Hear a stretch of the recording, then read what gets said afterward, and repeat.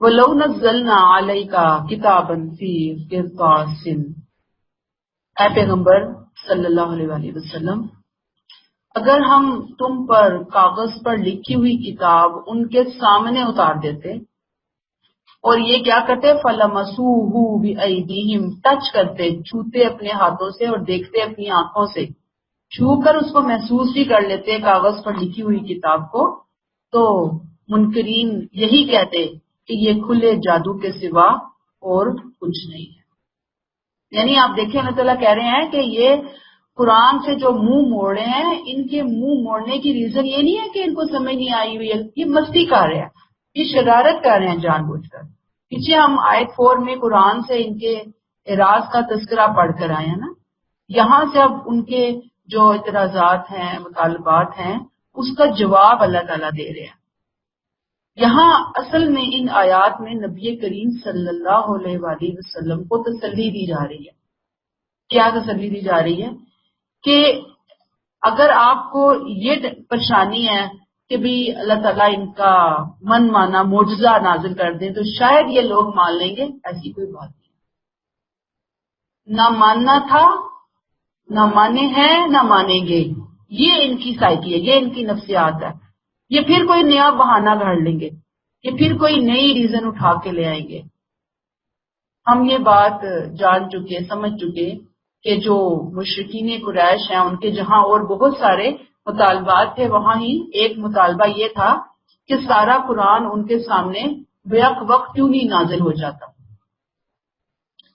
اور ایسے نازل ہو کہ ہم کھڑے ہوں سارے اور قرآن آسمان سے ہمارے سامنے اترے، فرشتہ لے کر آئے کتاب کی شکل میں، تو ہم مانیں گے، ورنہ ہم اسے خدائی کلام نہیں سمجھیں گے، نعوذ باللہ۔ بلکہ یہ کیا ہے، ان ھذا الا سحر مبین، یہ تو جادو ہے بس، اس کے علاوہ ہم کچھ نہیں مانتے۔ تو آپ سوچ لیجئے کہ نہ ماننے والوں کی بہت سی ان کے پاس عذر بہانے ہوتے ہیں، لہذا ہم ہر ایک سے ان کے عذر بہانوں کے ساتھ ڈیل نہیں کر سکتے، لہذا اے نبی صلی اللہ علیہ وسلم ان کو ان کے حال پر چھوڑ دیجئے۔ آیت نمبر 8، وَقَالُوا لَوْلَا أُنزِلَ عَلَيْهِ مَلَكٌ، یہ کہتے ہیں کون؟ یہ جو مشرکین ہیں، منکرین ہیں، اعراض کرنے والے ہیں، کیا کہتے ہیں؟ لولا انزل علیہ ملک، کہ اس نبی پر نعوذ باللہ اعلانیہ فرشتہ کیوں نہیں اتارا گیا؟ نہیں، فرشتہ تو روز آتا ہے نا، لیکن اعلانیہ کیوں نہیں اتارا گیا، ہمیں نظر آتا۔ بریکٹ یہ احمد ہے، نہیں سمجھتے، بریکٹ کلوز۔ اگر ہم فرشتہ اتار دیتے اعلانیہ تو معاملے کا فیصلہ ہو چکا ہوتا اور انہیں مزید کوئی مہلت نہ دی جاتی۔ گویا ان کا دوسرا اعتراض، دوسرا مطالبہ، اس کا جواب یہ کہتے ہیں کہ اگر نبی پر کوئی فرشتہ آتا ہے، جیسے کہ نبی فرماتے ہیں جبریل امین آتے ہیں، تو وہ انہی کو کیوں نظر آتا ہے، ہمیں کیوں نظر نہیں آتا؟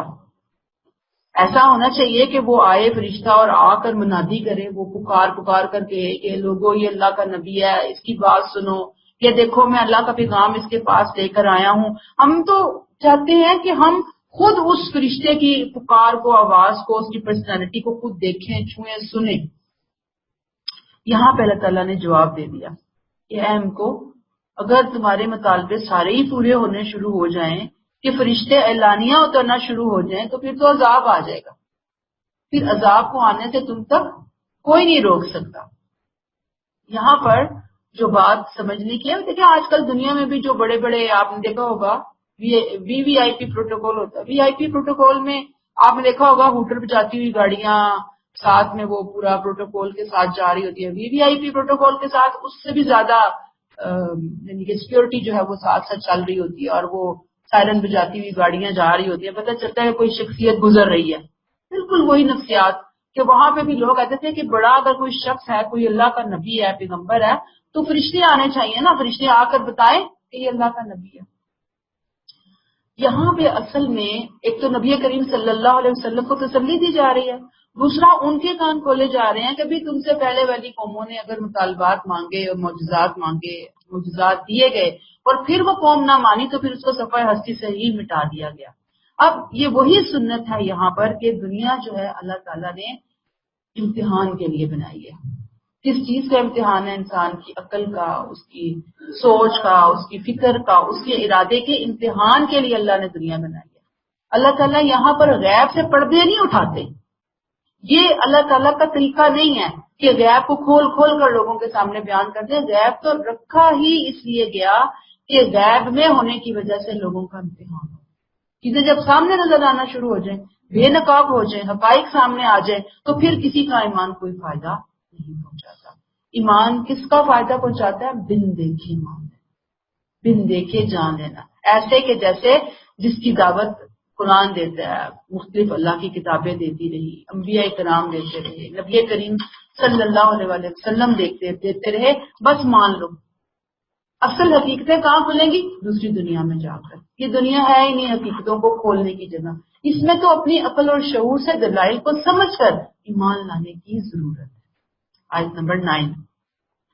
وَلَوْ جَعَلْنَاهُ مَلَكًا، اور ودن بریکٹ نہیں سمجھتے کہ بریکٹ کلوز، اگر ہم اس کو کوئی فرشتہ بنا کر بھیجتے تو اسے بھی انسان کی صورت ہی میں بھیجتے اور ان کو اس طرح اس شبے میں ڈال دیتے جس میں یہ اب پڑے ہوئے ہیں. یہ اب ان کا تیسرا آبجیکشن، تیسری ڈیمانڈ. کہتے ہیں کہ یہ رسول کیسے، انسان رسول کیسے ہو سکتا ہے؟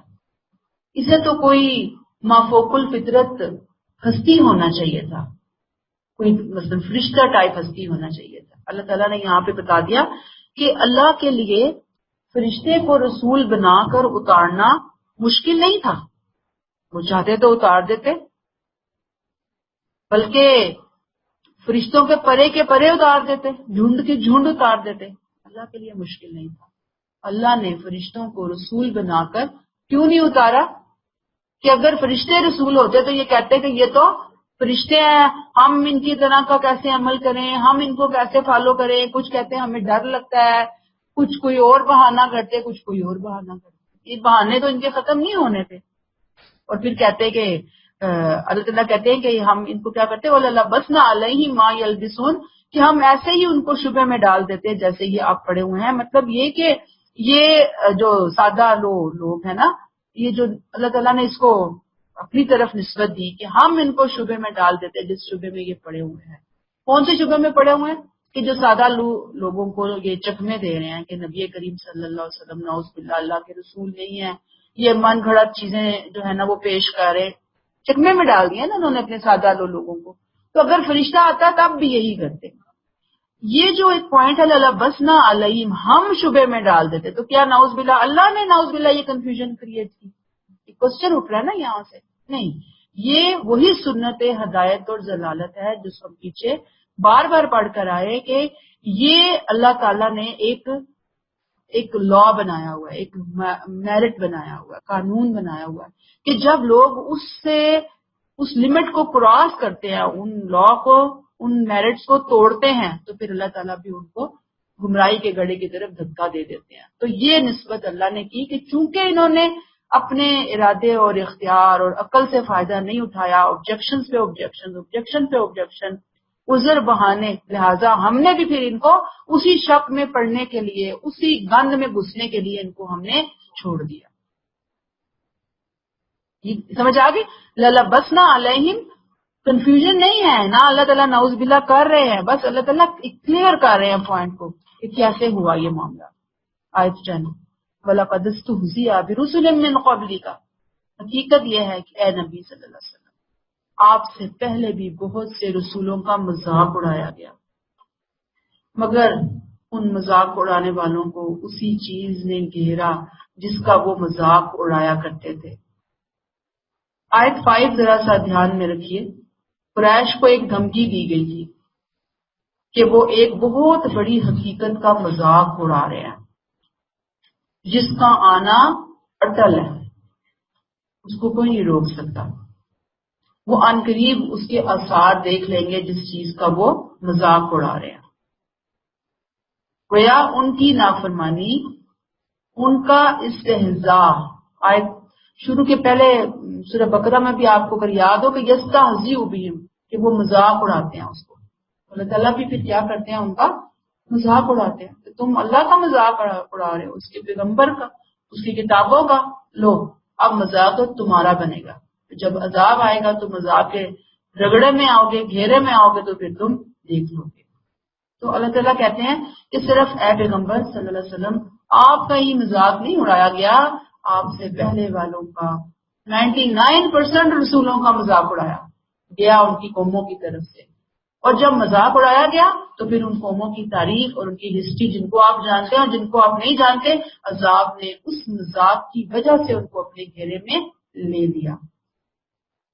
یہاں پہ رک کر ہم استہزاء اور سخریہ کا جو میننگ ہے اس کے اندر ڈفرینشیٹ جو ہے اسے کیسے کرنا ہے وہ ہم دیکھتے ہیں.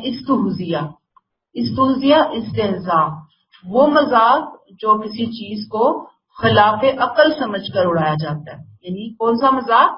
عقل میں جو چیز نہیں آ رہی ہوتی نا, تو وہ مذاق استہزاء کہلاتا ہے. اور ساخرو سخریہ ازراہ حقارت کسی کا مذاق اڑانا, حقارت کے ذریعے مذاق اڑانا. اب آیت میں استہزیہ بھی آیا ہے اور ساخرو بھی آیا, یعنی کہ ایک تو خلاف عقل سمجھ رہے تھے وہ رسول کی بات کو, اللہ تعالیٰ کے دین کے معاملات کو, اللہ کی صفات کو, اور ساتھ ہی حقارت کا رویہ تھا ان کا. اللہ تعالیٰ نے کہا کہ ان رویوں کی وجہ سے عذاب نے ان کو آ گھیرا. آیت نمبر 11, قل سیروا فی الارض, کہہ دیجئے اے نبی صلی اللہ علیہ وسلم ان سے کن سے؟ مشرکین سے ذرا کہیے اے نبی کہ زمین میں ذرا چل پھر کر تو دیکھو کہ رسولوں کو جھٹلانے والوں کا کیا انجام ہوا. زمین میں ذرا چلو پھرو تو صحیح. یہ اللہ تعالیٰ نے نا جیسے کوئی ہنٹ دیتا ہے نا, ہنٹ دے دیا, یہاں پر ڈیٹیل نہیں بتائی. ڈیٹیل آ رہی ہے اسی سورہ کا جوڑا جو آگے سورہ اعراف ہم پڑھیں گے, وہاں پہ اللہ تعالیٰ اس چیز کی ڈیٹیل بتائیں گے کہ دیکھو فلاں قوم کا کیا انجام ہوا, فلاں قوم کا کیا. وہاں پہ پوری سٹوری ہمیں ملے گی انبیاء کرام کے حوالے سے, یہاں پہ بتا دیا. اور پھر آپ یہ دیکھیے کہ تاریخی شہادت مثالیں ہیں. اللہ تعالیٰ نے کیا کہا کہ یہ جو مذاق اڑا رہے ہیں نا آپ کا, انہیں کہو کہ جاؤ قوموں کی تاریخ اور ہسٹری کو پڑھو, جانو, دیکھو, محسوس کرو, غور کرو کہ تم سے پہلے والی قوموں کو عذاب نے کیوں آ گیا. سمجھو. سیرو فی الارض, عرب کے ارد گرد کے علاقے, قوموں کی تباہی کے بے شمار آثار عرب کے بالکل بارڈر کے اوپر موجود تھے, پورے ارد گرد. قوم لوط, قوم سمود, قوم عاد, جی سب آثار جو ہیں وہاں پہ موجود تھے. اور میں نے آپ کو بھی بتایا کہ ان لوگوں کا بیڑا غرق کیوں ہوا. بہت سی ریزنز کے ساتھ ایک بہت بڑی ریزن ان کا مذاق اڑانے کا رویہ تھا, ایٹیچیوڈ تھا. اس کی وجہ سے یہ گھیرے میں آ گئے, گرگے میں آ گئے. ہمارے لیے کیا سبق ہے جو قرآن پڑھ رہے ہیں کہ وہ بھی ان قوموں کے حالات اور واقعات پڑھیں, جانیں, سمجھیں. میوزیمز میں اگر جائیں, میوزیم ہے نا دنیا میں, لوگوں نے بہت سے میوزیم بنائے ہیں. ہمارے یہاں پہ بھی آپ جائیں تو کبھی ٹیکسلا کے میوزیم میں جائیں, ٹیکسلا کے ارد گرد تو بہت سے کھنڈرات آپ کو ملتے بھی ہیں, ٹھیک ہے نا. پھر موہنجودڑو ہڑپا جو ہے وہ دنیا کے قدیم ترین آثار قدیمہ جو ہے یہاں پر موجود ہے. کبھی جانے کا موقع ملے, کبھی کوئی ویڈیو دیکھنے کا موقع ملے تو صرف شغل کے طور پر اور تفریح کے طور پہ نہیں کہ اس کو پڑھ لیا اور بس دیکھ لیا اور کہا کیا زبردست یہ کھنڈرات تھے, کیا ان کا آرٹ تھا, کیا ان کے فیشن تھے, کیا ان کی فلاں تہذیب تھی, کیا ان کا کلچر تھا. ساری چیزیں, بہت چیزیں سیو ہوئی ہوئی ہیں نا ہسٹری کے اندر.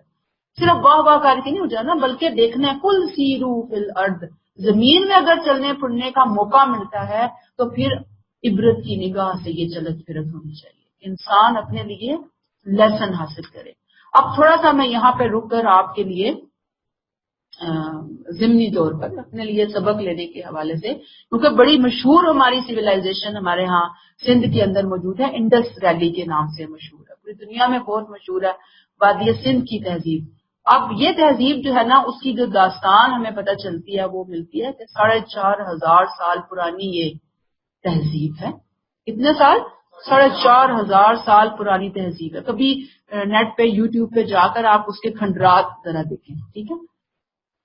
دریائے سندھ اپنے ساتھ جو زرخیز مٹی بہا کر لاتا تھا نا، وہ وہاں اتنی مٹی آتی تھی کہ وہاں پہ کاشتکاری بہت آسان ہو گئی تھی، زمین بہت زرخیز تھی. کس وجہ سے؟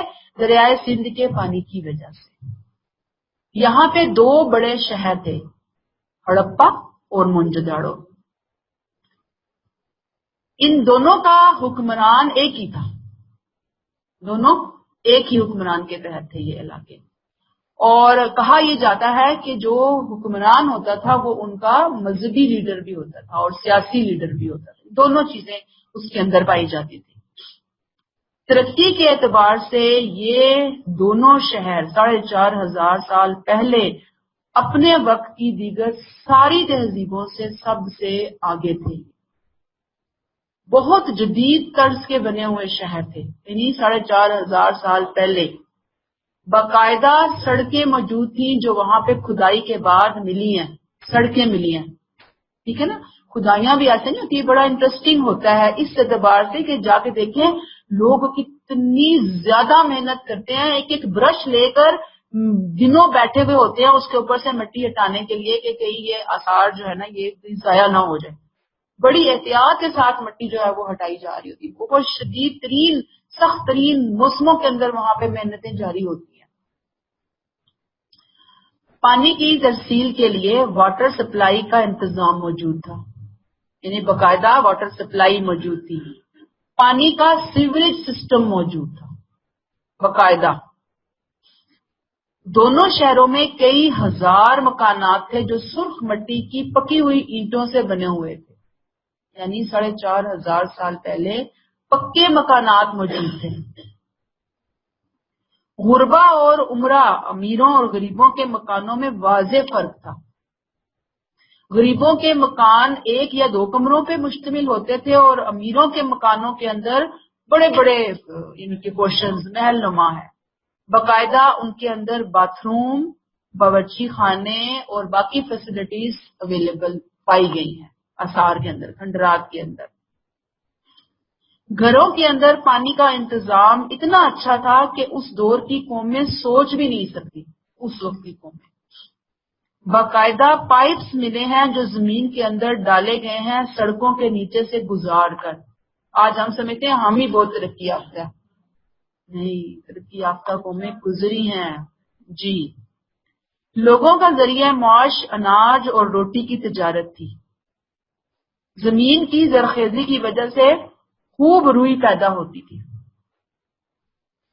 کپاس، اور بڑے بڑے سٹورز تھے ان کے پاس جس میں وہ ان چیزوں کو سٹور کیا کرتے تھے. چیزیں ادھر ادھر لے جانے کے لیے لکڑی سے 2 پہیوں والی گاڑی بھی بنائی ہوئی تھی انہوں نے، اس کے ذریعے چیزیں ادھر ادھر موو کرتے تھے. چونکہ روئی بہت ہوتی تھی اس لیے کپڑے بھی بہت عمدہ روئی سے بنائے جاتے تھے. دریا کے کنارے بسنے والے شہروں کے ساتھ کپڑوں کی تجارت ہوتی تھی. کہا جاتا ہے کہ دنیا کا سب سے پہلا کاٹن یہیں تیار ہوا، ابتدا یہیں پہ ہوئی ہے. لکڑی سے فرنیچر بھی تیار کیے جاتے اور اس کے علاوہ پتھروں کو گھڑ کر اوزار اور ٹولز وغیرہ بھی بنائے جاتے تھے. میٹل ایج بہت دیر سے شروع ہوئی ہے. لکڑی کا سارا سامان ہوتا تھا، میٹل جو ہے وہ بعد میں آیا ہے، وہ ایج جو آئی ہے. جو قوم یہاں بستی تھی کس علاقے میں؟ ہڑپا، موہنجودڑو، جو انڈس ویلی ہے، انڈس سیویلائزیشن ہے وہاں پر، ان کو دراوڑ کہا جاتا تھا. ان کی اپنی باقاعدہ زبان تھی، لکھنا پڑھنا جانتے تھے. ان کی لکھی ہوئی چیزیں ملتی ہیں لیکن اس کو پڑھ نہیں سکتا کوئی، اتنی پرانی زبان ہو چکی ہے کہ اس کو نہیں پڑھا جا سکتا. تباہی کے حوالے سے ان کی بہت سی تھیوریز پیش کی گئی کہ تباہی کیوں آئی، کیا ریزنز تھی. بعض کہتے ہیں کہ وبائی امراض پھیل گئے تھے کیونکہ جب کھدائی ہوئی ہے تو ایک ہی کمرے سے کئی مرے ہوئے انسان کے ڈھانچے ملے ہیں. پھر یہ کہا جاتا ہے کہ دریا بارشیں بہت زیادہ ہوئی تو سیلاب آ گیا، اور جب سیلاب آیا ہے تو لوگ اندر ہی مر گئے. لیکن ہوا کچھ ایسا ہی ہے کہ کوئی حادثہ ہوا ہے آسمانی یا زمینی حادثہ کہ وہ اکٹھے ہی سارے کے سارے ختم ہو گئے. بعض کہتے ہیں کہ بیرونی حملہ آوروں نے ختم کیا. کہا جاتا ہے کہ یہ جو تہذیب آج جس کے آثار 4,500 سال پرانے آثار ہمیں ملے ہیں نا، اس 4,500 سے پیچھے جائیں 1,500 سال وہ تہذیب برقرار رہی ہے. یعنی وہ تہذیب کب تک قائم دائم رہی ہے؟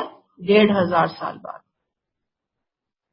اس کے آثار 20ویں صدی میں ایک آرکیولوجسٹ انگریز ہے، اس نے دریافت کیا. یعنی یہاں سے اس نے وہ پھر کھدائیاں شروع ہوئی اور پھر وہ ایک پورے کا پورا شہر جو ہے وہ ہمارے سامنے آ گیا. دنیا میں سنا بس 2 ہی قدیم ترین شہر ہے، ایک ہمارا یہاں پہ اور دوسرا شاید جاپان یا کہاں کس علاقے میں، مجھے اس کے بارے میں ایگزیکٹ نہیں پتا، اس کے بارے میں میری اتنی ریسرچ نہیں ہے. اس کے بارے میں مجھے پتا چلا تھا تو میں نے کہا کہ آپ کے ساتھ شیئر کر لی جائے. تو اب اللہ تعالیٰ جو کہہ رہے ہیں کل سیرو فی الارض، زمین میں چلو پھرو، ثم منظرو کیف کان عاقبۃ المکذبین، دیکھو رسولوں کے جھٹلانے والوں کا کیا انجام ہوا. دنیا کہتی ہے کہ سیلاب کی وجہ سے مر گئے، دنیا کہتی ہے وبا سے مر گئے، دنیا کہتی ہے جنگ کی وجہ سے مر گئے. اللہ کہتے ہیں رسولوں کو جھٹلانے کی وجہ سے مارے گئے. دیکھیں قرآن پڑھ کر انسان کے کانسیپٹس، اس کا دیکھنے کا اینگل، اس کے سٹائل، اس کی ہر چیز قرآن چینج کر دیتا ہے. قرآن کہتا ہے آخر اتنی بڑی تہذیب تھی، آخر کچھ نہ کچھ تو بچنا چاہیے تھا نا، کچھ نہ کچھ تو نسلیں آگے چلنی چاہیے تھی. اتنی ترقی یافتہ اس زمانے کی تہذیب تھی، کیوں ایسا ہوا اس کے ساتھ؟ صرف اس وجہ سے ہوا کہ کوئی بھی قوم اللہ کی نافرمانی کے ساتھ زیادہ دیر زندہ نہیں رہ سکتی. اللہ موقع دیتے ہیں، اللہ موقع دیتے ہیں، اللہ سمجھاتے ہیں، اللہ پکڑتے ہیں، اللہ انتظام فرماتے ہیں، اور جب کوئی نہیں سنتا نہیں سمجھتا تو پھر اللہ تعالیٰ اس کو صفحہ ہستی سے مٹا دیتے ہیں. اور شاید یہ آثار اللہ تعالیٰ اس ماڈرن دور میں ہمارے سامنے اسی لیے لے کر آئے ہیں کہ لوگ قرآن کی ان آیات کو ان آثار کے ساتھ ٹیلی کر کے اپنے لیے کوئی لیسن سیکھیں کہ اللہ کی نعمتوں کا شکرانہ کیا ہے ہمارے لیے. کہ جب کوئی قوم ناشکری میں مبتلا ہوتی ہے، ناقدری میں مبتلا ہوتی ہے اللہ کے دین کے، اس کے قرآن کے، اس کے رسول کے حوالے سے، تو بس پھر برا انجام. کلیئر ہوگی بات؟ آیت نمبر 12 کل لمن ما فی السماوات والارض، اے نبی صلی اللہ علیہ وسلم ان سے پوچھئے کہ آسمان اور زمین میں جو کچھ ہے وہ کس کا ہے؟ قل للہ، کہہ دیجئے سب کچھ اللہ ہی کا ہے. کتب علی نفسہ الرحمہ، اس نے اپنے اوپر رحمت لازم کر رکھی ہے. قیامت کے دن وہ ضرور تمہیں جمع کرے گا، جو ایک بالکل غیر مشتبہ بدن بریکٹ حقیقت ہے، مگر جن لوگوں نے خود اپنے آپ کو گھاٹے میں ڈالا وہ اس حقیقت پر ایمان نہیں لاتے. کل اللہ تعالیٰ نے سوال کیا، لیکن آپ دیکھیں کہ انداز کیا ہے، سوال ہوا ہے، جواب کا انتظار نہیں کیا اللہ تعالیٰ نے، جواب اللہ تعالیٰ نے خود دے دیا. اور ظاہری بات ہے کہ یہ جواب کا انداز اس وقت قرآن میں اختیار کیا جاتا ہے جب مخاطب کی طرف سے کسی انکار کی کوئی گنجائش ہی نہیں ہوتی. ظاہری بات ہے کہ آسمانوں اور زمین کی ملکیت کس کی ہے، اختیار کس کے ہاتھ، مالک کون ہے؟ اب اس کا کوئی کیا جواب دے گا؟ جو بھی جواب ہے اللہ کی ہے. کل للہ، اللہ کے لیے، سب کچھ اللہ کے لیے. اور وہ اللہ کون ہے؟ کتب علی نفسہ الرحمہ، اس نے اپنے اوپر رحمت لازم کر رکھی ہے. وہ حدیث کا ایک ٹکڑا ہے نا کہ اس نے اپنی رحمت کے 100 حصے کیے، 99 حصے اس نے اپنی رحمت کے اپنے پاس رکھے اور ایک حصہ اس نے دنیا والوں کو دے دیا. آج دنیا میں جتنی محبتیں، ہمدردیاں، شفقت نظر آتی ہے، کیئر، مہربانی نظر آتی ہے، وہ اللہ کی ایک رحمت ہے، 1% رحمت ہے. اور جو 99% اللہ کی رحمتیں ہیں وہ اللہ نے آخرت میں اپنے مومن بندوں کے لیے سنبھال کر رکھی ہیں. سبحان اللہ. اللہ ہمیں اس دنیا میں تو دی ہے، اللہ تعالیٰ وہاں بھی نصیب فرمائے.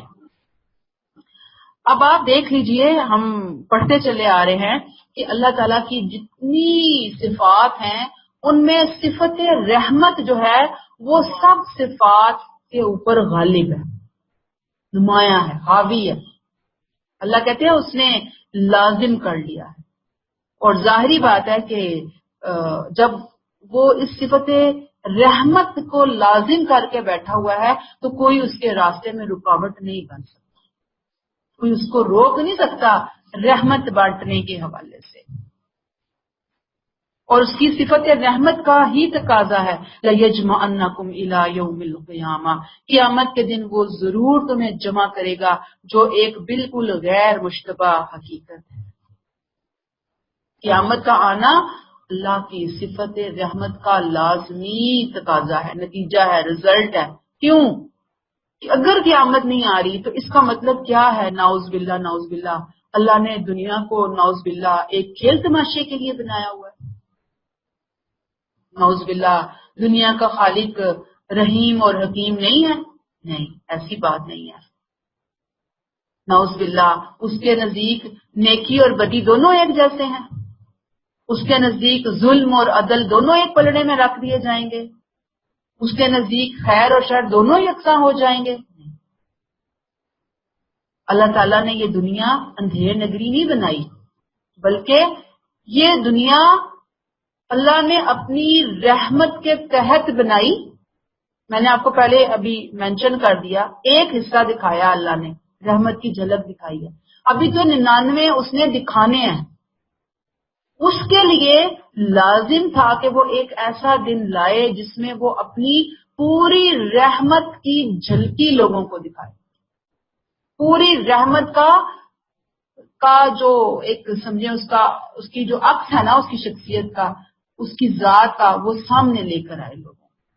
اس کے لیے وہ ایک دن اس نے لانا تھا، وہ دن اپنے نیک بندوں کو وہ اپنی بے پایا رحمتوں سے نوازے گا، اور جو ناقدریں ہیں، بد کردار ہیں، برے لوگ ہیں، وہ اپنے برے انجام کو پہنچ کر رہیں گے۔ یہاں ایک بڑا ہی امپورٹنٹ پوائنٹ ہے اس حوالے سے کہ اللہ نے رحمت کو لکھ لیا، قیامت آئے گی، اس کے آنے میں کوئی شک نہیں ہے۔ یہ بات پتہ چلتی ہے کہ قیامت کے آنے کا اصل مقصد مجرموں کو سزا دینا نہیں ہے، بلکہ نیکوں کو جزا دینا ہے، نیکوں کو انعام دینا ہے، نیکوں کو ریوارڈ دینا ہے۔ مجرموں کی سزا اصل میں نیکوں کی جزا کا لازمی نتیجہ ہے، یعنی مجرموں کی جو سزا ہے اصل میں کیا ہو رہا ہے؟ دوسری طرف مجرموں کو جزا مل رہی ہے، نیکوں کو جزا مل رہی ہے اور مجرموں کو سزا مل رہی ہے۔ الذین خسروا انفسهم فهم لا یؤمنون، مگر جن لوگوں نے خود اپنے آپ کو گھاٹے میں ڈالا وہ اس حقیقت پر ایمان نہیں لاتے۔ وہ لوگ جو آج کسی حال میں آخرت کو ماننے کے لیے تیار نہیں ہے، کچھ سننے کے لیے تیار نہیں ہے، دل، دماغ، آنکھیں، کان، ہر چیز بند کیا ہوا ہے، قیامت کے دن یہ خسارے میں مبتلا ہوں گے اور اپنے سر کو پیٹیں گے، گناہوں کا بوجھ لاتے ہوئے بے بسی کے ساتھ ان کو جہنم کی آگ کی طرف دھکیلا جا رہا ہوگا۔ استغفر اللہ۔ اللہ تعالیٰ ہمارے کسی عزیز کو، کسی پیارے کو، اور اللہ تعالیٰ تمام مسلمانوں کو اس برے انجام سے بچائے۔ آیت نمبر 13، وَلَهُ مَا سَكَنَ فِي اللَّيْلِ وَالنَّهَارِ، حقیقت یہ ہے کہ جو کچھ رات میں ٹھہر جاتا ہے اور دن میں رواں ہوتا ہے وہ اسی کے قبضہ قدرت میں ہے، اور وہ سمیع اور علیم ہے۔ آج یہ لوگ جو آخرت کو جھٹلا رہے ہیں،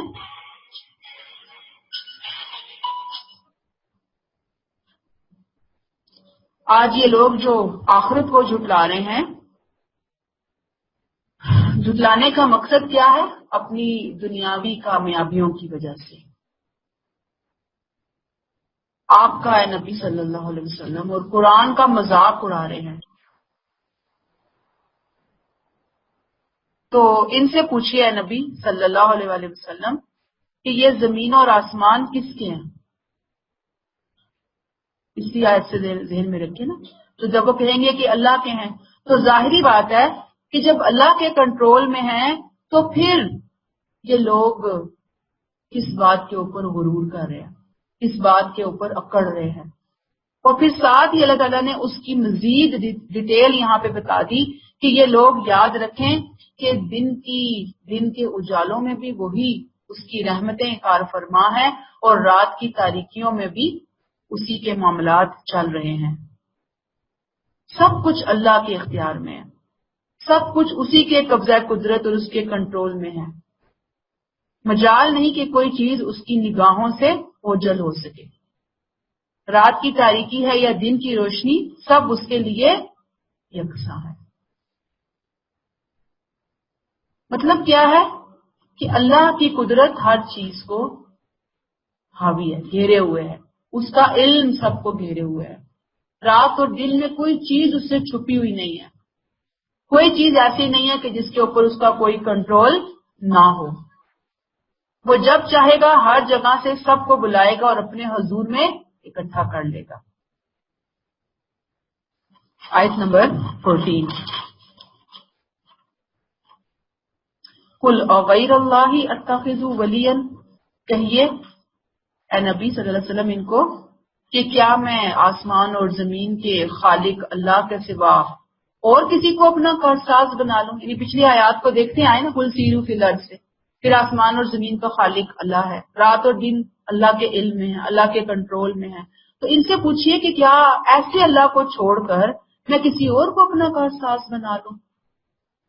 وہ اللہ جو کھاتا نہیں ہے، کھلاتا ہے۔ کہو مجھے تو حکم ملا ہے کہ میں سب سے پہلے خود اسلام قبول کروں، سر اطاعت جھکا دوں۔ اصل میں میرے کالج سے فون آ رہا ہے، وہ میں اس کو آف کرتی ہوں اور وہ پھر آن ہو جاتی ہے، اس کی سائلنٹ جو ہے نا، مجھے اس میں ہاٹ اسپاٹ لگانا پڑ گیا یہاں پہ، تو نہیں آف ہو سکتا۔ ہاٹ اسپاٹ کی وجہ سے فون آن ہے، اس کو سائلنٹ پہ کیا ہوا ہے، وہ بار بار جو ہے نا وہ گڑبڑ ہو جاتی ہے۔ اعوذ باللہ من الشیطان الرجیم، بسم اللہ الرحمن الرحیم۔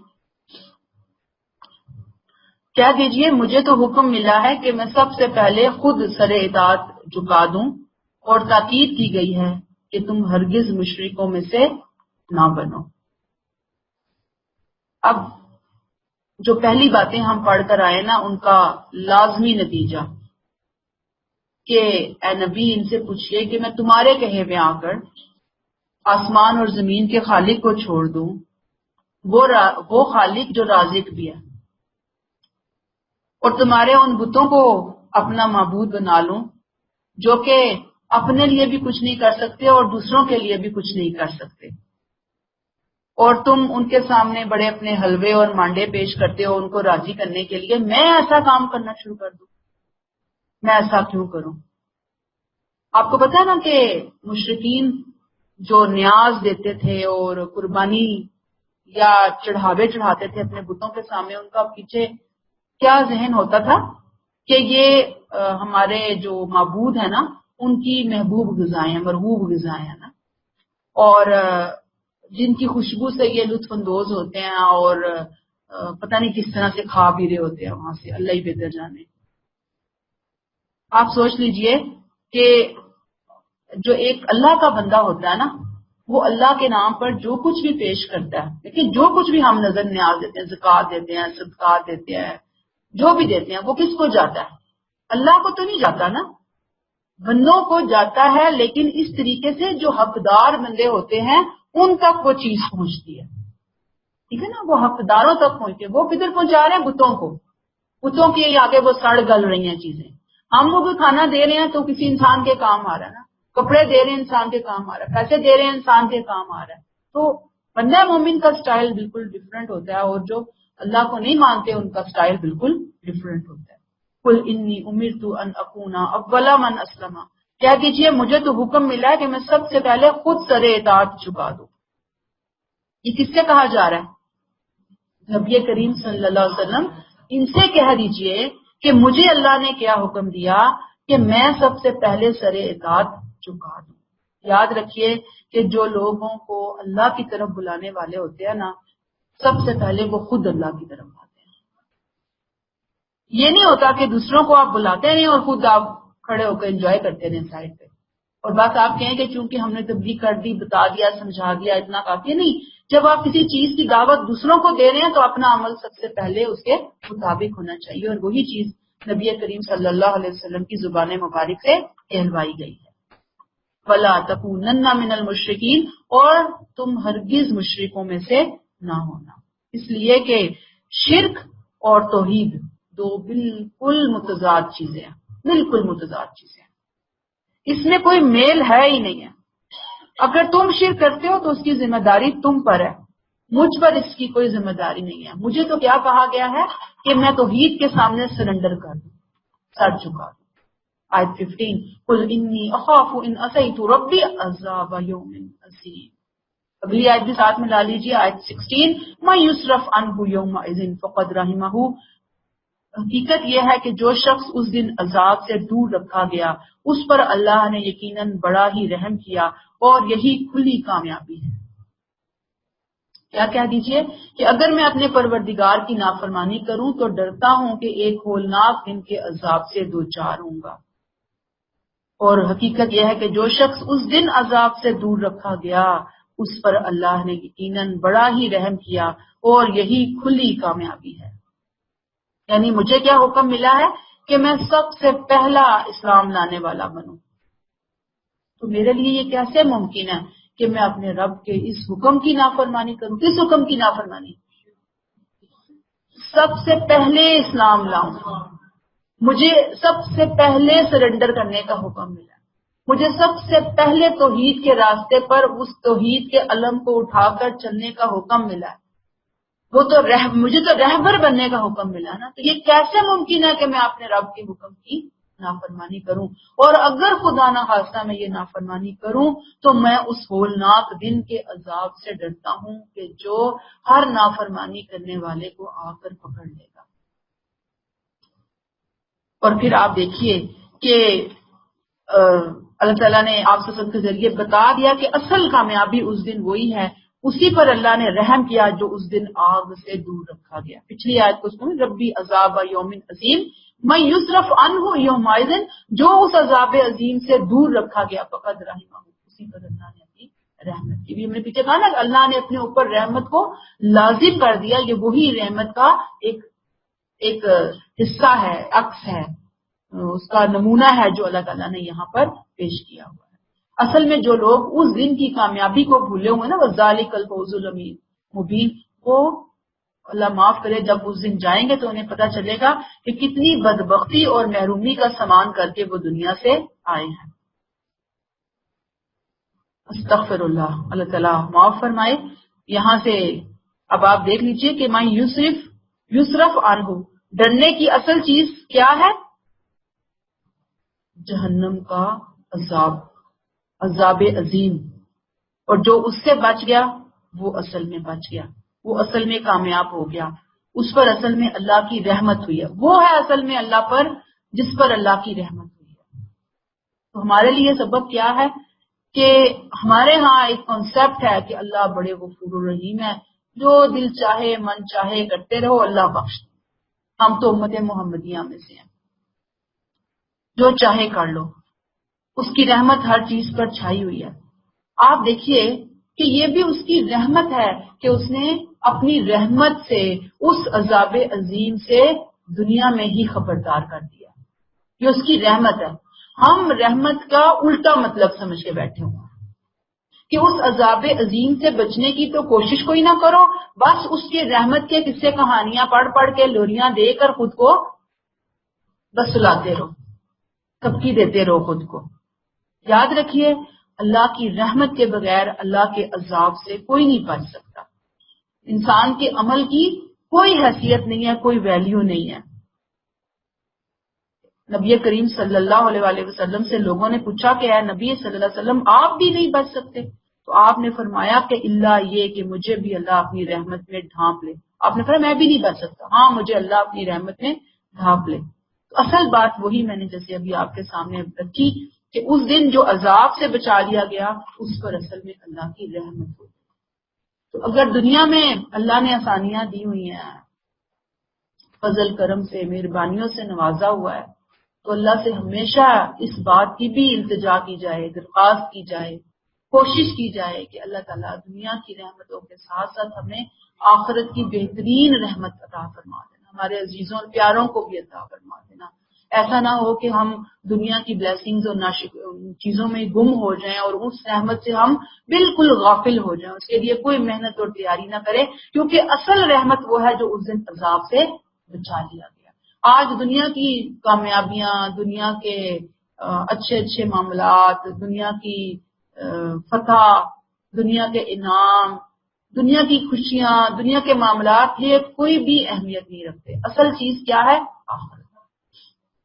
آیت نمبر 17 وَإِن يَمْسَسْكَ اللَّهُ بِضُرٍّ فَلَا كَاشِفَ لَهُ إِلَّا هُوَ، یقین رکھو اے انسان، اگر اللہ تجھے کسی رنج میں مبتلا کر دے تو اس کے سوا کوئی نہیں جو اس کا دور کرنے والا بن سکے، اور اگر وہ تجھے کسی بھلائی سے بہرہ مند کرے تو وہ ہر چیز پر قادر ہے۔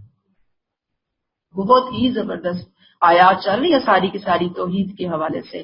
یہ تو توضیحی آیات جس طرح توضیحی حیثیت ہوتی ہے، ایکسپلینیٹری آیات ہے، مزید آیت، ایک آیت دوسری کو کھول رہی ہے، دوسری تیسری کو کھول رہی ہے، تیسری چوتھی کو کھولتی چلی جا رہی ہے۔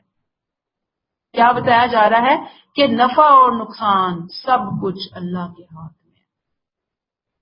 اگر وہ کسی کو دکھ دے تو اس دکھ کو کوئی دور کرنے والا نہیں ہے، اگر وہ کسی کو فائدہ دے تو اس فائدے سے کوئی کسی کو محروم کرنے والا نہیں ہے، تو پھر کسی اور کو مولا بنانے کی کیا ضرورت ہے بھائی؟ کسی اور سے ڈرنے کی کیا ضرورت ہے؟ گویا یہ آیت لیسن دیتی ہے کہ کسی کا بھی ڈر نہیں سوائے اللہ کے۔ اب جس کا یہ ایمان ہو جائے، ظاہری بات ہے کہ پھر وہ ایمان خالص ایمان ہے، اللہ کا ڈر، اس بات کا یقین کہ نفع اور نقصان صرف اللہ کے ہاتھ میں ہے۔ وہ فائدہ دینا چاہ رہا ہے، 10 بندے، 10 کروڑ بندے، 10 لاکھ بندے سامنے آ گئے ہیں، آپ کچھ نہیں، وہ آپ کا کچھ نہیں بگاڑ سکتے، اور اگر نہیں دینا چاہ رہا تو پوری دنیا مل کے بھی اگر فائدہ پہنچائے گی تو وہ فائدہ نہیں پہنچ سکتا، کیونکہ وہ ہر چیز پر قادر ہے۔ اب سبق کیا ہے ہمارے لیے کہ جب ایسا ایمان ہمیں مل جائے نا، کیسا ایمان کہ اللہ نفع اور نقصان کا مالک ہے، رحیم ہے، مہربان ہے، شفیق ہے، محبت کرنے والا ہے، تو ایسا انسان بس پھر اللہ کے حوالے کر دیتا ہے اپنی ساری باتوں کو، پھر وہ کسی سے نہیں ڈرتا، پھر اسے کوئی فکر، کوئی غم، کوئی پریشانی، کوئی دکھ نہیں ستاتا، اسے پتا ہے ہر چیز کا اجر میرے اللہ کے پاس محفوظ ہو رہا ہے، ہر چیز کا کی اسیسمنٹ میرے اللہ کے پاس ہو رہی ہے، وہ مجھے مدد دے گا، وہ میرے لیے آسانیاں کرے گا،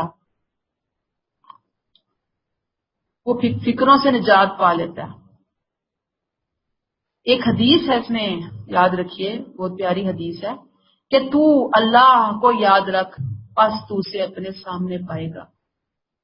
جب کچھ مانگنا ہو تو اللہ سے مانگو، جب مدد کی ضرورت ہو اسی سے مدد مانگو، اور جان رکھو کہ اگر تمام جہان مل کر نفع پہنچانا چاہیں تو تجھے صرف اتنا ہی نفع پہنچا سکتے ہیں جتنا تجھے اللہ نے پہنچانا تیرے نصیب میں لکھا ہے، اور اگر نقصان پہنچانا چاہیں تو اتنا ہی پہنچا سکتے ہیں جتنا اللہ نے لکھا ہے، اس سے بڑھ کر ایک قطرہ، ایک ذرہ بھی آگے پیچھے کوئی نہیں کر سکتا، کسی کی طاقت نہیں ہے۔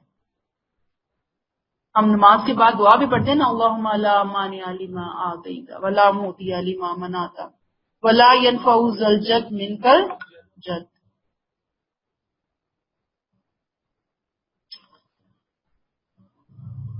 اچھا جی، اب یہاں پہ ہمارے لیے جو لیسن ہے وہ کیا ہے کہ بس اللہ کے سامنے ہی گڑ گڑایا جائے، اللہ سے ہی مانگا جائے، اس کو ہی اپنا کارساز سمجھا جائے، اور بس اس کے سامنے اپنے سارے معاملات پیش کر دیے جائیں۔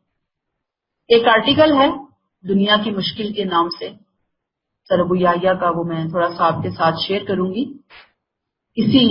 انہی آیات کے حوالے سے، کہ ہم میں سے ہر شخص مشکلات سے گھبراتا ہے اور آسانی پسند کرتا ہے، یہ تو ایک فطری چیز ہے نا، مشکلیں تو کوئی بھی نہیں پسند کرتا، لیکن مشکلات اس دنیا کی تخلیقی سکیم کا لازمی حصہ ہیں۔ یعنی پوائنٹ کیا ہے کہ مشکلات اس دنیا کا امتحان کا لازمی جز ہے، لازمی حصہ ہے۔ اللہ تعالیٰ قرآن پاک میں ایک سے زیادہ جگہ اس بات کو بیان کرتے ہیں کہ یہ دنیا انسان کے امتحان کے لیے بنائی گئی ہے. اس دنیا کے امتحانی پرچے کے دو حصے ہیں. یعنی دنیا کا جو امتحانی پر دنیا کیوں بنی ہے؟ امتحان کے لیے بنی ہے. اس دنیا کے امتحان کے پرچے کے کتنے حصے ہیں؟ دو حصے ہیں. گویا دو پارٹس ہیں اس پیپر کے. ایک نعمتیں اور دوسری مشکلات.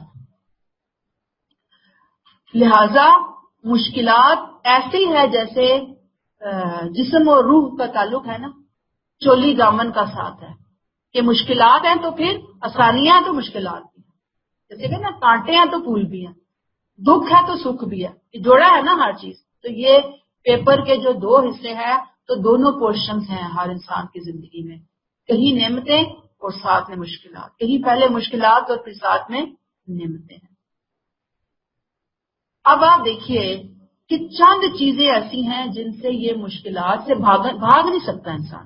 یہ تو کنفرم ہے نا اس بات کو. جیسے جتنی جلدی ہم مان لیں گے اتنا ہمارے لیے معاملات آسان ہو جائیں گے. مشکلات سے کوئی نہیں بھاگ سکتا، وہ تو ہے جو اللہ نے لکھ دیا نصیب میں، اس سے کوئی بھاگ ہی نہیں سکتا. ہاں کچھ چیزیں ایسی ہیں جن سے یہ مشکلات آسان ہو سکتی ہیں. ان کی کیا ہے کہ پیپر تو آئے گا، نعمتوں والا پیپر بھی آئے گا اور مشکل والا پیپر بھی آئے گا. جب مشکل آئے پیپر کو کیسے آسان کرنا ہے؟ نمبر 1 اللہ کی صفت حکیم پر یقین رکھنا. یعنی یقین ایمان کس پر ڈیولپ کیا جائے؟ اللہ کی صفت یقین کے اوپر.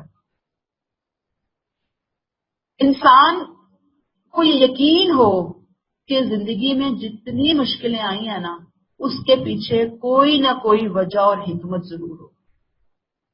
کیونکہ اللہ حکیم ہے تو وہ اپنی حکمت کے تحت کسی مشکل اور تکلیف میں اس نے مجھے رکھا ہوا ہے. وہ وجہ یا حکمت یقیناً ہمارے فائدے کے لیے. یعنی اس بات کو ہم اپنے ایمان کا حصہ بنا لیں. مگر چونکہ ہمیں اس کا علم نہیں ہوتا، مشکل کے بیک سائڈ کو جا کر دیکھنے کی ہم میں طاقت اور صلاحیت نہیں ہے، اس لیے جیسے مشکل سامنے آتی ہے نا ہم مشکل کو دیکھ کر ہی گھبرا جاتے ہیں. اللہ پہ یقین جو نہیں ہے، ان کی صفت رحمت، ان کی صفت حکمت، حکیم ہونے پر یقین نہیں ہے. لہذا مشکلات جو ہے وہ ہمیں فوراً بھاگنے پر مجبور کر دیتی ہیں، فوراً ڈاؤن کر دیتی ہیں. پھر دوسرا جو اس کا پہلو میں نے آپ کو کہا نا کہ جو چیزیں آسان بناتی ہیں مشکلات کے پیپر کو، کہ زندگی کی اکثر مشکلات ایسی ہوتی ہیں کہ جس سے صرف آخرت میں نہیں بلکہ دنیا میں بھی ہمارا فائدہ ہوتا ہے. لیکن ہم چونکہ جانتے نہیں ہیں کہ یہ جو مشکل ہے چھوٹی، یہ ہمیں کسی بڑی مشکل سے بچا رہی ہے. یہ بالکل ایسے ہے جیسے آپ دیکھیں کہ بچے کو ہم بچپن میں ویکسینیشن کرواتے ہیں نا، تو چھوٹے سے بیبی کو، چند گھنٹے کے بیبی کو کیسے انجیکشن اور سوئیاں جو ہے نا وہ اس کو لگائی جاتی ہیں. اس سے بعض دفعہ فیور بھی ہو جاتا ہے، طبیعت بھی خراب ہوتی ہے. تو اب کوئی اور ہو جس کو سمجھ نہ ہو کہ کیا بیوقوف ہے، چھوٹے سے بچے کو سوئی چکوئی جا رہی، کیا ظلم کیا اس بچے نے. اچھا خاصا ٹھیک ٹھاک بچہ ہے، پھر بھی آپ ویکسینیشن کے نام پہ اسے سوئیاں چبھو رہے ہیں. یا پھر کسی کو جیسے بیمار ہے تو اس کو آپ دوائی جو ہے وہ زبردستی میڈیسن کھلائی جا رہی ہوتی ہے، کوئی چاہے جتنا مرضی چیخو پکار کرے. تو یاد رکھیں کہ یہ جو سوئی چبھنا ہے، چبھن ہوتی ہے سوئی، درد ہوتا ہے، بخار ہوتا ہے، یہ جو زبردستی قسم سے کڑوی دوائیاں، گولیاں، انجیکشن بڑوں کو بھی کھانے پڑتے ہیں. تو اصل میں یہ مشکلات، یہ تکلیف کیا کر رہی ہوتی ہے؟ آنے والے وقت میں کسی بڑی بیماری سے، معذوری سے، جی پریشانی سے، مرض سے جسم کو راحت دے رہی ہوتی ہے. لیکن وہ اس وقت کی تکلیف ہمیں وہ سمجھ نہیں آ رہی ہوتی. یہی معاملہ ہماری دیگر زندگی کے معاملات کا ہے کہ جب بھی مشکلات آتی ہیں وہ مشکلات لازماً ہماری کسی بڑی مشکل کو کم کرنے کے لیے اللہ تعالیٰ بھیجتے ہیں. کہ اللہ نے چھوٹے پہ ہی ٹال دیا، اللہ نے چھوٹی مصیبت سے ہی، ایک طرح سے وہ آپ نے کوئی قربانی پیش کرنی تھی نا تو اللہ تعالیٰ نے بکرے کی قربانی لینے کی بجائے نا مرغی کی قربانی پہ آپ کو بخش دیا، انڈے کی قربانی پہ آپ کو بخش دیا. تو یہاں پہ یہی انسان سوچ لے کہ اللہ تعالیٰ یہ آزمائش آئی ہے آپ کی حکمت سے آئی ہے، یقیناً اس میں میرا کوئی فائدہ ہے، میری کوئی بہتری ہے. میں چونکہ بہت کم فہم کم علم ہوں، لہٰذا مجھے تو پتہ نہیں ہے اپنے فیوچر کے بارے میں، آخرت کے بارے میں، دنیا کے بارے میں۔ اللہ تعالیٰ یقیناً آپ مجھے کسی بڑی مصیبت سے نجات دینے کے لیے اس بات کو لے کر آئے ہیں۔ تو انسان کے لیے تھوڑا اس مشکل کے اندر وہ اس کو ہینڈل کرنا آسان ہو جاتا ہے۔ یاد رکھیے اللہ تعالیٰ کی تربیت کا طریقہ یہ نہیں ہے کہ وہ ہمیشہ خوشگوار حالات میں ہی ہماری تربیت کرتا ہے، میٹھے میٹھے میں ہی وہ ہمیں کھلاتا رہتا ہے کہ میٹھا میٹھا میٹھا میٹھا ہی کھا لو ہماری تربیت ہو جائے گی۔ نہیں، اللہ تعالیٰ مشکلات میں بھی بندے کو ڈالتا ہے، صرف یعنی کہ خوشی نہیں ہے، آسانی نہیں ہے، سکون نہیں ہے، کیونکہ جب انسان خوشی آسانی اور سکون میں ہوتا ہے نا وہ نہیں سیکھ رہا ہوتا جو مشکلیں اس کو سکھاتی ہیں۔ اس کا تجربہ آپ میں سے ہر ایک سے میں کوئی نہ کوئی مثال لوں تو آپ کے پاس بے شمار مثالیں ہوں گی کہ وہ مشکل آئی تو اس مشکل کے آنے کے بعد جو اسٹیمنا بلڈ اپ ہوا، جو اللہ کے ساتھ ہمارا تعلق بلڈ اپ ہوا، جو ہم نے زندگی کا لائف سٹائل ایک سیکھا، جو ایک صبر ہمارے اندر آیا، وہ نہ آتا اگر یہ مشکل نہ آئی ہوتی میری زندگی کے اندر۔ اللہ ہمیں سکھانا چاہ رہے ہوتے ہیں، ہماری تربیت کرنا چاہ رہے ہوتے ہیں، وہ واقعات دکھا رہے ہوتے ہیں، لیکن بات یہ ہے کہ جس چیز کو ہم اچھا سمجھتے ہیں نا وہ تو بظاہر ہمارے لیے بڑی آسان ہوتی ہے، اور جس چیز کو ہم برا سمجھتے ہیں، ناگوار سمجھتے ہیں، ظاہری بات ہے کہ وہ کڑوی ہوتی ہے، وہ تلخ ہوتی ہے، وہ بری ہوتی ہے، وہ غمزدہ کر دینے والی ہوتی ہے، وہ دکھ دینے والی ہوتی ہے، وہ پریشان کرنے والی ہوتی ہے، لیکن وہی چیز ہمارے لیے اچھی ہوتی ہے، اسی چیز میں ہمارے لیے خیر ہوتی ہے۔ تو کاش ہم یہ فلسفہ سمجھ لیں، اپنی سوچ کو اس کے مطابق بنا لیں۔ یاد رکھیے کہ جس کو یہ انداز فکر اختیار کرنا آ گیا نا اس کے لیے دنیا کی مشکلات نہیں رہی۔ ایسی مشکلات کبھی اس کا حوصلہ نہیں توڑیں گی۔ یہ مشکلات جو ہیں اس کی مثبت سوچ کو مزید پالش کرے گی اور اللہ پر اس کا ایمان بڑھے گا، باقی لوگوں کے ساتھ اس کے تعلقات بہتر ہوں گے۔ یعنی ایک چیز سمجھ آ جاتی ہے نا ہمیں، ایک فلسفہ سمجھ آ جاتا ہے ہمیں کہ نعوذ باللہ اللہ تعالیٰ کوئی ظالم تو نہیں ہے نا، وہ تو اپنے بندوں کو نوازنا چاہتے ہیں، بس وہ ہر طرح کے حالات میں نوازتے ہیں۔ ہم تو وہ اس عقیدے کے لوگ ہیں نا جو نبی کریم صلی اللہ علیہ وسلم نے فرمایا کہ اگر مومن کو ایک کانٹا بھی چبھتا ہے نا تو اس کے بدلے بھی اللہ تعالیٰ اس کا درجہ بلند کرتے ہیں، اس کے گناہوں کو جھاڑتے ہیں۔ تو اب ہر بندہ دیکھ لے اپنی اپنی زندگی میں کتنے کانٹے ہیں، شاید کسی کی زندگی میں تھوڑے سے ہوں اور کسی کی زندگی میں پورا جنگل ہی ہو کانٹوں کا۔ تو جس کی زندگی میں جتنے کانٹے ہیں اس کے لیے اللہ نے اتنا ہی اجر رکھا ہوا، اتنا ہی اللہ اس کی وفاداری کا اطاعت کا امتحان لے رہے ہیں، اس کو کچھ نوازنا چاہتے ہیں، دینا چاہتے ہیں۔ تو بس یہ چیز آ گئی تو پھر سکون آ جاتا ہے، قرار آ جاتا ہے نا۔ آیت نمبر 18 وَهُوَ الْقَاهِرُ فَوْقَ عِبَادِهِ، وہ اپنے بندوں پر ہر لحاظ سے کامل اختیار رکھتا ہے۔ دیکھیں وہ اپنے بندوں پر کامل اختیار رکھتا ہے، فل اتھارٹی ہے اس کو اپنے بندوں کے اوپر، وہ صاحب حکمت اور باخبر ہے۔ یہ جو فوکل وَهُوَ الْقَاهِرُ، قاہر اور قہر کا لفظ اردو میں تو قہر جو ہے وہ بڑا نیگیٹو سینس میں استعمال ہوتا ہے، لیکن عربی میں قہر کا مطلب، قہار کا مطلب قابو کے لیے استعمال ہوتا ہے، کنٹرول، حکومت، تسلط کے لیے استعمال ہوتا ہے۔ اسی سے قہار جو ہے نا سپرلیٹو ڈگری ہے، مبالغے کا صیغہ، کنٹرولر، کہ ہر آن پوری کائنات کے تمام اول سے آخر افراد اس کی مٹھی میں ہیں، اس کے قابو میں ہیں، اور ان کو قابو میں رکھنے کے لیے اس کو کسی کی مدد درکار نہیں ہے۔ نہ ہی اس بات کا کوئی اندیشہ ہے کہ جب وہ ان کو پکڑنا چاہے گا، گرفت کرنا چاہے گا تو لوگ اس کی گرفت سے نکل کر بھاگ کھڑے ہوں گے، نو، سوال ہی نہیں پیدا ہوتا۔ وَهُوَ الْحَكِيمُ الْخَبِيرُ، حکیم بھی ہے اور باخبر بھی ہے۔ یہ نہیں ہو سکتا کہ دنیا کو کسی انجام تک پہنچائے بغیر اس کو چھوڑ دے۔ اس کی حکمت کا تقاضا ہے کہ ایک دن جزا اور سزا کا دن ہو جس میں حق اور باطل کے فیصلے کیے جائیں گے۔ آیت 19 کل ای شیء اکبر شہادہ، ان سے پوچھیے اے پیغمبر صلی اللہ علیہ وسلم کس کی گواہی سب سے بڑھ کر ہے؟ ان سے پوچھنا ہے، ان پہ مشرکوں سے۔ کل اللہ، پھر کہیے اللہ جو میرے اور تمہارے درمیان گواہ ہے۔ وَأُوحِیَ إِلَيَّ هَذَا الْقُرْآنُ लिउनज़िरकुम बिही वमन बलग, और मेरी तरफ ये कुरान वही किया गया ताकि इसके जरिए से मैं तुम्हें खबरदार करूं और उन्हें भी जिन्हें ये पहुंचे। ए मुशरिको, क्या वाकई तुम लोग ये शहादत दे सकते हो कि अल्लाह के साथ कुछ और माबूद भी हैं? कह दीजिए कि मैं तो इसकी शहादत हरगिज नहीं देता। कह दीजिए माबूद तो बस वही एक अल्लाह है, और मैं उनसे यकीनन बरी जिम्मा हूं जिनको तुम अल्लाह के शरीक ठहराते हो। तौहीद की एक और दलील, खुदा का कोई शरीक नहीं। इस मामले में फैसला कौन, गवाही किसकी है? अल्लाह की हो सकती है ना, कि अल्लाह की क्या गवाही है कि उसने अपनी खुदाई में, बादशाही में किसी को शरीक नहीं ठहराया। तो जब उसने शरीक नहीं ठहराया तो फिर दुनिया में किसके पास ये राइट है कि वो अल्लाह के शरीक ठहराता फिरे, बनाता फिरे? और अल्लाह तआला ने कहा, ए नबी सल्लल्लाहु अलैहि वसल्लम, इनसे कहिए कि आओ इस झगड़े के फैसले के लिए हम अल्लाह को अपने और तुम्हारे दरमियान गवाह बना लें। किस बात के लिए गवाह? मुशरिकीन का झगड़ा क्या था सल्लल्लाहु से कि वो शरीक ठहराते थे, अल्लाह को मानने के साथ शरीक ठहराते थे। आप कहते थे एक है, तो आप कह रहे हैं कि आओ खालिक और मालिक को गवाह बनाते हैं। उसने तो किसी को शरीक नहीं ठहराया, उसको जरूरत ही नहीं शरीक ठहराने की। क्यों? अभी हमने पीछे पढ़ा कि वो तो पूरा वो कंट्रोलर है, पूरी मखलूक उसके कब्जे में है, मुट्ठी में, उसको क्या जरूरत पड़ी है शरीक ठहराने की भाई?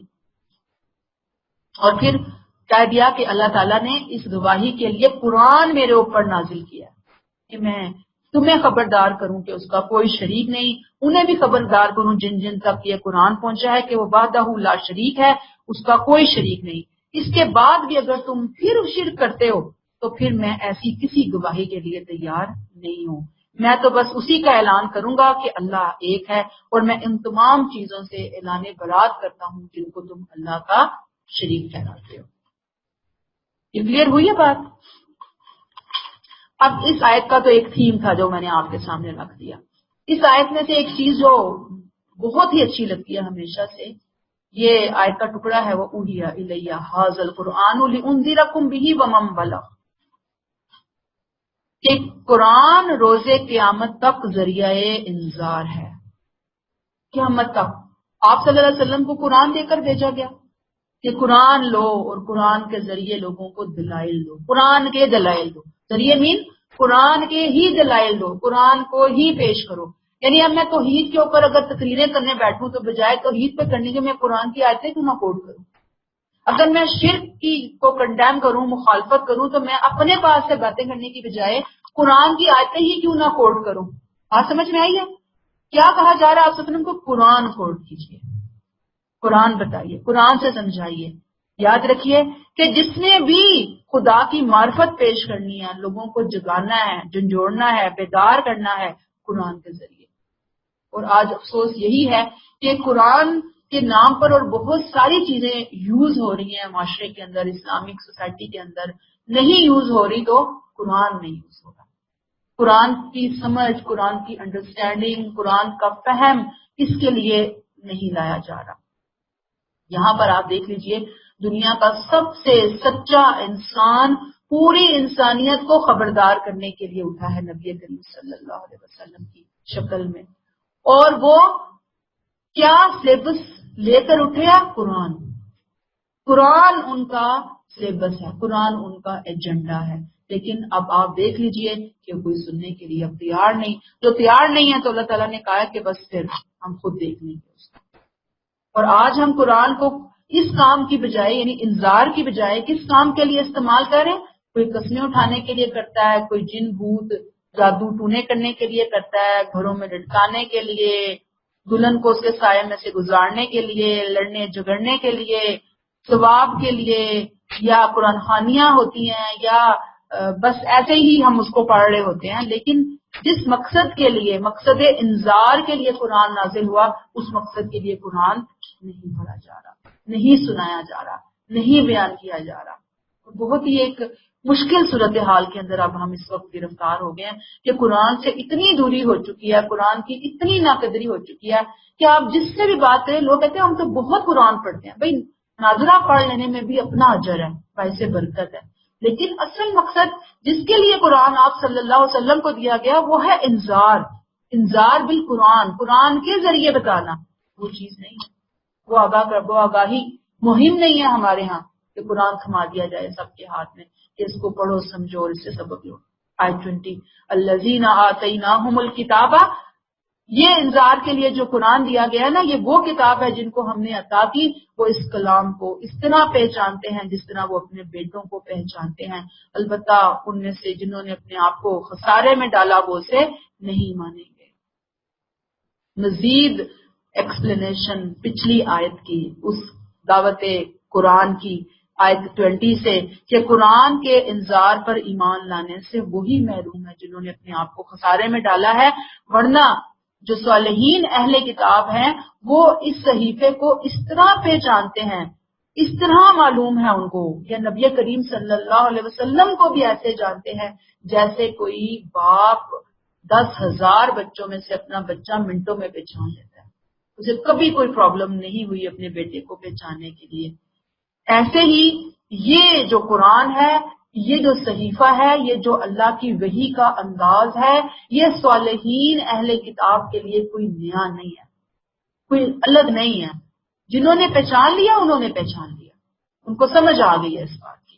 آیت 21 ومن اظلم ممن افترى علی اللہ کذبا، اس شخص سے بڑھ کر پھر ظالم کون ہے جس نے اللہ پر جھوٹ باندھا یا اس کی آیات کی تکذیب کی، یقیناً یہ ظالم فلاح پانے والے نہیں ہیں۔ یعنی ایک طرف اللہ کی گواہی یہ ہے کہ اللہ خالق ہے، مالک ہیں، کنٹرولر ہیں، قرآن نازل کیا، اور دوسری طرف یہ بدقسمت لوگ ہیں کہ جنہوں نے اللہ پر جھوٹ گھڑ گھڑ کر لوگوں میں ایک طرح سے وہ مارکیٹ میں پھیلایا ہوا ہے کہ اللہ نے فلاں کو بھی اپنا شریک ٹھہرایا ہوا ہے، فلاں بت کو، فلاں دیوی کو، فلاں صالح کو، فلاں شخصیت کو۔ تو اللہ تعالیٰ کہتے ہیں کہ ایسے ظالم کبھی فلاح نہیں پا سکتے۔ اگرچہ یہ سورہ مکی ہے لیکن یہ اس دور کی سورہ ہے جب مدینہ کے اہل کتاب جو ہے نا وہ اس دعوت سے غیر متعلق نہیں تھے، مدینہ تک باتیں قرآن کی پہنچنا شروع ہو چکی تھی اور وہاں پہ بھی مخالفت شروع ہو چکی تھی۔ تو قرآن کا یہ اشارہ تھا یہاں پر کہ جو ان میں سے نیک لوگ ہیں ان کی حوصلہ افزائی ہو جائے اور جو ان میں سے برے ہیں ان کے اوپر چوٹ لگا دی جائے۔ آیت 22 وَيَوْمَ نَحْشُرُهُمْ جَمِيعًا، اس لیے یاد رکھو جس دن ہم ان سب کو اکٹھا کریں گے اور مشرکین سے پوچھیں گے کہ وہ کہاں ہیں جنہیں تم اپنے زوم میں اللہ کا شریک ٹھہراتے تھے۔ کن کو اکٹھا کریں گے؟ جتنے خدا کے شریک ٹھہرانے والے، جتنے خدا کی نافرمانی اور انکار کرنے والے ہیں، جتنے اللہ کی آیات کا انکار کرنے والے ہیں، ہر ایک کو اٹھا کر ہم کھڑا کریں گے اور ہم کہیں گے کہاں ہے، لاؤ آج اپنے شریکوں کو، اپنے مددگاروں کو جن کو تم اپنے خیال میں اللہ کا شریک ٹھہراتے تھے۔ آیت 23 ثم لم تکن فتنتہم، اس دن ان کے فریب کا پردہ چاک ہو جائے گا مگر وہ یہ کہیں گے اللہ ہمارے پروردگار کی قسم ہم مشرک نہ تھے۔ یعنی آج جس شرک میں یہ مبتلا ہے اس دن جب ان کے سامنے سے پردے ہٹائے جائیں گے، اللہ کہیں گے لاؤ نا ذرا اپنے ان شریکوں کو، ان معبودوں کو، اس دن یہ وہاں قسم کھا کر کہیں گے کہ اللہ کی قسم ہم تو مشرک نہیں تھے، ہم نے تو ایسا کوئی شرک نہیں کیا۔ یعنی دنیا میں جو یہ فریب کاریاں کرتے رہے نا وہاں پہ ان کی فریب کاریوں کا پردہ ختم ہو جائے گا، اس دن وہاں وہ اپنے شرک کا اقرار کریں گے لیکن زبان ان کی جھوٹ بولے گی زبان جھوٹ، لیکن کتنی دیر؟ آخر ایک ٹائم ایسا آئے گا کہ وہ اپنے شرکاء کو دیکھ کر پھر اپنے شرک کے اوپر یا اپنے شرک کے معاملات کو دیکھ کر اپنے شرک کو مان لیں گے۔ پہلے نہ انکار کریں گے خدا کی قسم ہم مشرک نہیں، لیکن پھر جب سزا کا شکنجہ ان کے ارد گرد کسا جائے گا تو پھر ان کے معاملات کو دیکھ لیا جائے گا۔ آیت 24 انظر کیف کذبوا علی انفسہم، دیکھو ان ظالموں کو اس وقت یہ اپنے اوپر کس طرح جھوٹ بولے اور ان کا سارا جھوٹ ان سے ہوا ہو جائے گا۔ کون سا جھوٹ؟ ہم نے شرک نہیں کیا، ہاں، اور ساری زندگی شرک کے اوپر لڑتے مرتے رہے، شرک ہی ان کا اوڑھنا بچھونا تھا، اور وہاں جا کر جاتے ہی قسم کھا کر وہ فوراً جھوٹ بول دیں گے۔ اللہ تعالیٰ کہتے ہیں ضل عنہم ما کانوا یفترون، جو کچھ وہ دنیا میں امیدیں باندھتے تھے، شرکا شفا بنائے ہوئے تھے، وہاں پہ کوئی ان کے کام نہیں آئے گا۔ آیت 25 وَمِنْهُمْ مَن يَسْتَمِعُ إِلَيْكَ، اے نبی صلی اللہ علیہ وسلم، ان مشرکین میں سے ایسے بھی ہیں جو آپ کی باتیں کان لگا کر سنتے ہیں، مگر ہم نے ان کے دلوں پر پردے ڈال دیے ہیں کہ جو کچھ سنتے ہیں اسے نہ سمجھے، اور ان کے کانوں کو بہرا کر دیا ہے within bracket کہ سن کر بھی نہ سنیں bracket close۔ یہ لوگ اگر ہر قسم کی نشانیاں دیکھ لیں تب بھی ایمان نہیں لائیں گے، یہاں تک کہ تمہارے پاس حجت کرتے ہوئے آئیں گے تو یہ منکرین کہیں گے کہ یہ تو محض عقلوں کے افسانے ہیں۔ یعنی اللہ تعالیٰ کا ایک قانون ہے نا کہ جب کوئی شخص ماننے کے لیے تیار نہیں ہوتا، ہزاروں اللہ تعالیٰ کی طرف سے کوششیں نبیوں کے ذریعے، کتابوں کے ذریعے، کائنات کی بکھری ہوئی نشانیوں کے ذریعے، انسان کے دل، دماغ، عقل، شعور کے ذریعے اس کے سامنے آ جاتی ہے، انسان ہر راستے کو بند بند بند بند کرتا چلا جاتا ہے، تو اللہ تعالیٰ بھی اپنے قانون کے مطابق اس کے اوپر سیل لگا دیتے ہیں، پھر وہ نہیں آتا۔ یہ خدا کا عذاب ہوتا ہے جس میں انسان دنیا میں ہی مرنے سے پہلے مبتلا ہو جاتا ہے۔ اور ظاہری بات ہے کہ ان کے ایمان نہ لانے کا سبب کیا ہے؟ یہ نہیں ہے کہ ان کے سامنے ان کی نشانیاں نہیں ہیں، ہر طرح کی نشانیاں ہیں، لیکن انہوں نے ان نشانیوں سے آنکھ بند کی ہوئی ہے۔ اللہ تعالیٰ یہی کہتے ہیں نا کہ جاؤ جا کر دیکھو، وَإِن يَرَوْا كُلَّ آيَاتٍ لَا يُؤْمِنُوا بِهَا، ہر طرح کی نشانیاں دیکھ کر، ارد گرد کی نشانیاں، تاریخ سے نشانیاں، قوم عاد، سمود، سب کی نشانیاں، وہ اس کو نہیں مانیں گے۔ یا سمجھ میں آ گئی آپ کو؟ تو قرآن کا جو